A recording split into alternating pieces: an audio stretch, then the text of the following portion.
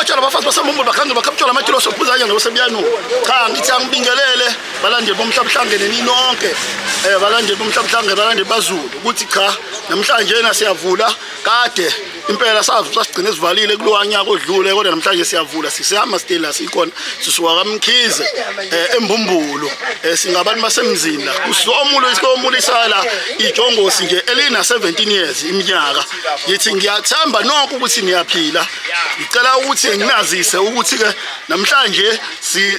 njoba silana singumhlabuhlangene nje konke kuhle esizokwenza sowenza yonke into ngendlela nani futhi niyaphila sithi is welcome kulonyaka ngimthembisa okuhle konke nenjabulo ngiyabonga lapha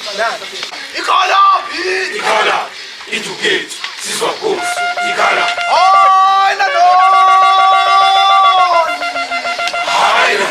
ikuthenja hayina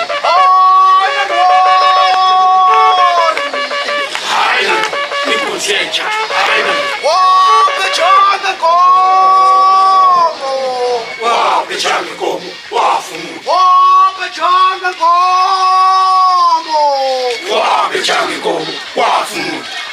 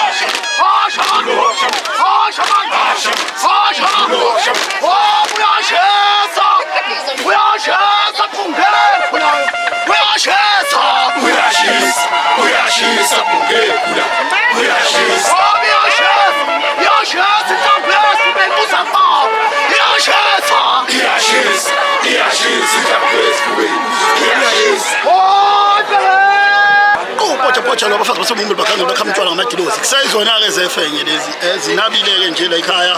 umuzi ke la kaGcabashe umhlabuhlangene unabile cha lana besisezelana eGcabashe nje umhlabuhlangene bekumuliswa intombazane yale ekhaya imuliswa umnumzane ubaba wayo oyizalayo esendini ngesigaba esithatha intombazane isikhulile ngakho ke ubeyibonga intombazane ibongwa abazali ukuthi cha ize yafinyelela kulesigaba ekusona namhlanje iphethe kahle ngakho ke ubekhombisa abazali ukujabula nomndeni wonkana nje nathi besizosingatha nje wabesimenyiwe somhlabuhlangene ngolimo nje lesilungu kahle hle ngabe i21st le obaba abazali ingane beyinika ukhiye ukuthi isingahamba ikhulileke iye la yakhona ibuye ngaleso sikhathi njengentombi esikhulile esisheleka noma esingashelwa ngokuyikona cha ngithi umhlabuhlangene ke uyabonga njengokuthi nikhona kade sanigcina uthi nje ngibingelele kunina nonke abalandeli bethu siyabonga.